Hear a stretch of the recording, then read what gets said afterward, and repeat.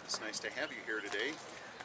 Most of you, I'm sure, are familiar with Dutch ovens, so we're not going to go into a lot of details about cooking in the Dutch ovens, but more or less about some of the things that will help make Dutch oven cooking easier for you if you haven't been exposed to a lot of these things in the past.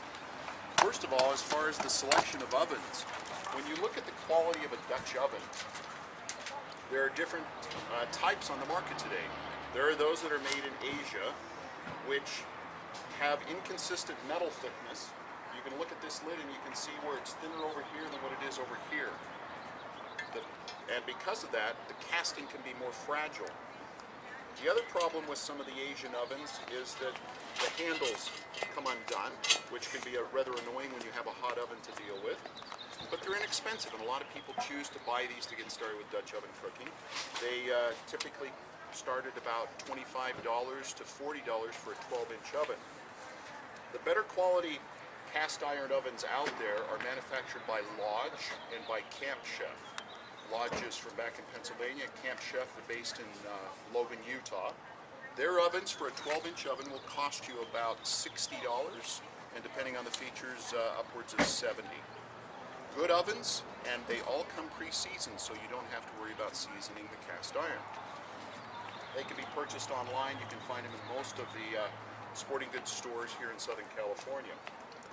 When we look at the different sizes of ovens, I have here a 10-inch, 12-inch, several 12-inch from a standard to a deep, and then a 14-inch oven. They are as large as 18 inches. Some of them are actually larger than that. Very, very expensive when they get to be that size, down to small 6- and 8-inch ovens used for different sauces. You can stack ovens to cook with them. I've seen people stack as high as 5. I've never stacked higher than 3. But very effective to cook a full course meal that way. When you look at some of the challenges that you have in cooking ovens, one is, well, where do you put your charcoal? I have exemplified here a manner of putting bricks down and putting the charcoal on top of the bricks. Using bricks to support a lid so that you can use it as a pancake griddle or something to fry your eggs on. Or, a lot of folks today purchase the Camp Chefs and can set a 12-inch oven right inside the Camp Chef. They can use fuel, gas on the bottom, charcoal on top, or you can use charcoal throughout. And they're very convenient for heating when you have wind, which makes that implement very nice. The other is a table. Dutch oven tables can be purchased in stores that are dedicated to Dutch oven cooking, cast iron. So there's some sporting goods stores that have a lot of these. You can order them online. They have a windbreak to them. Brings the cooking up to a manageable level so you're not bending over all the time. You can position it where you need it, and very easy to clean up afterwards. So if you do a lot of Dutch oven cooking, highly recommend these. Now, you may ask yourself, why do I have a garbage can here? Well, this metal garbage can is our way to cook with Dutch ovens 365 days out of the year. It doesn't matter what the weather conditions are. We've drilled holes around this can, and therefore the air can get in, circulate around the ovens. You can stack 3 ovens inside of here, put the lid on top, prevents wind from blowing the coals out, prevents snow and rain from destroying your cooking in your ovens. So if you're interested in charcoal cooking, very nice purchase. You can buy those. I think they're $24 in the hardware stores. Take a 1/4-inch drill bit, drill around, and you've got a perfect implement to cook any time of the year. Storing your charcoal.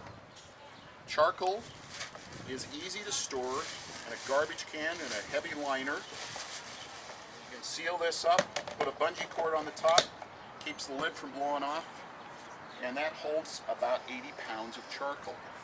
It takes about 2 pounds of charcoal per meal, so you can figure how much charcoal you would need if you were going to cook throughout the course of a year.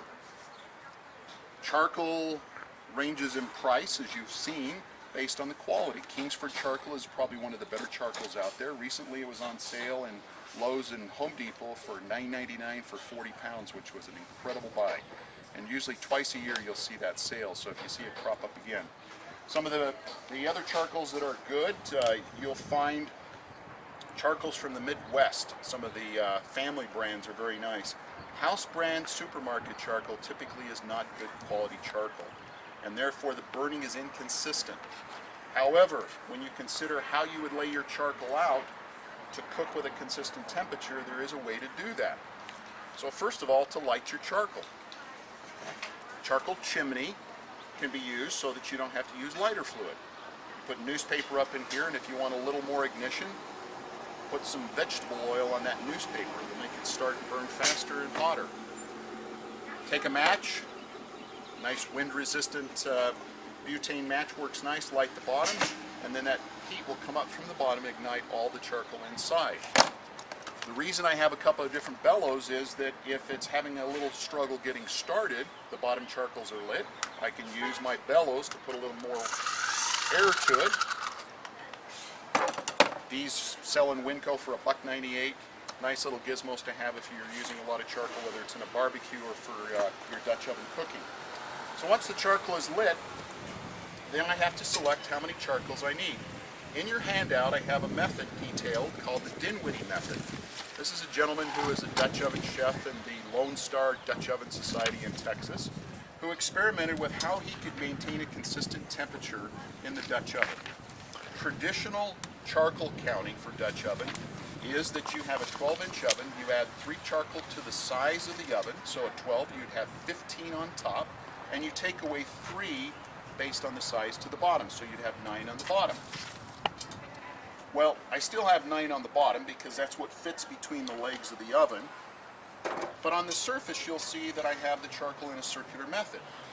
Now the reason you do this is that as these charcoal begin to fade, they're burning out, you lose the heat. And so if you use the traditional method where you place 15 charcoal on top with space in between them, charcoals begin to shrink in size because they're burning down, you lose temperature, and it's not as consistent. This is referred to as a ring and a half on a 12-inch oven, which will give you consistently pretty darn close to 350 degrees. And as the charcoal begins to burn down, I simply take another hot charcoal, replace it, so that the charcoal are touching each other in the circle, and I can do this with coals out of the campfire, I can do this with wood pieces that I'm burning, I can do it with chunk charcoal. As long as I maintain that connection and then replace it as it burns down, I can maintain the temperature. Very effective method and much easier than trying to remember to count the charcoal, and relieves the frustration of getting to that point where now 50 minutes have gone by and your meal still isn't cooked. So keeping plenty of warm charcoal, and if you use this, it doesn't take long to heat those charcoal up.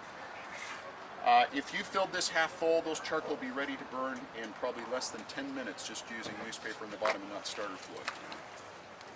Other implements to use that are nice to have with your Dutch oven cooking, obviously, are some nice long tongs to remove the charcoal and place them where you need them, but always do so in wearing a pair of gloves, because this becomes very warm as you're reaching over the oven, and sometimes, depending on wind, occasionally we have here in the valley, you may get some of those hot charcoal pieces on the back of your hand, which doesn't feel so good. Lid lifters. Have this one for when a Dutch oven is down on the ground. Short one for on the table. Very easy to lift these up. Again, these are available. In fact, a model similar to this Winco has right now, inexpensively, so those are nice to have on hand. And then the lid trivets, so that if you have to set your lid down on the ground, rather than setting it in the dirt, you just place your lid on top of this. These are nice to have, and again, bricks work nice for any of these where you have to position your oven or your lid. A couple of extra implements from an old fireplace set for cleaning up: a broom, a shovel to clean up the charcoal from when it's burnt, and the broom to clean off the lid. Aluminum foil. When you're using aluminum foil in your Dutch ovens, use the heavy-duty foil. The lighter foil tears too easily if you were to use it. Do it in multiple layers. The heavy-duty foil, whether it's house brand or Reynolds, is much easier to use, and the wide foil makes it very nice. A single sheet of this will line a 12-inch oven for cooking desserts, because then it's much easier to clean up if you've cooked anything with a heavy sugar content to it. Now, as far as maintaining your ovens, I mentioned you don't want to drop an oven because this is what will happen. The other is what happens when you see the seasoning starting to come out of your oven. A lot of folks make the mistake of taking a brand new oven and trying to cook something that has a heavy acid content to it. And that would be something with a lot of tomatoes. Tomato sauces, spaghetti sauce, barbecue sauce that has a heavy tomato content, and it will literally peel away that seasoning, the blackening inside the cast iron. So to redo that, I would spray oven cleaner in there, let it set out in the sun, wipe that out, and that will take it down to the bare metal again. And you would not want to leave that overnight because it will quickly rust by accumulating any moisture in the environment. So to season it again, you would take some canola oil, and I recommend canola oil over vegetable oil or peanut oil because it has a heavier carbon element to it, meaning that when it heats up, it lays down that blackening that comes from the carbon in the oil. You put a light coat of oil on your Dutch oven and then expose it to a temperature around 450, 475 degrees. If you do that in your household oven, make sure all the windows are open on the house and that you never want to smell your couch the same again, because it really will smoke things up. So I advise you take it out if you have a barbecue grill in the backyard, heat the barbecue grill up, put it in there, close the lid, and that will season your oven for you and put down that nice, shiny, black, heavy black seasoning that's so familiar with cast iron. Now the other thing is that if you don't use your ovens and somebody has left a little oil in the oven, it will become rancid over time. And if you go ahead and try and cook it with that sticky film inside, your food will taste that way as well. So if you notice you have a Dutch oven or any cast iron product that has that stickiness to it, you want to make sure you heat it up, wipe it out, put another light coat of oil on it, and then your oven's good as new. But don't cook with that sticky touch. So if you put your hand in an oven, you can feel it. Don't cook in it because it will have a flavor to it. PAM is a nice product to have around if you like to cook because it's easy just to spray rather than have to wipe things down. But of course, in an emergency situation, this won't last forever, but use it while you've got it. Good recommendation to have. Aluminum foil has more applications than just lining.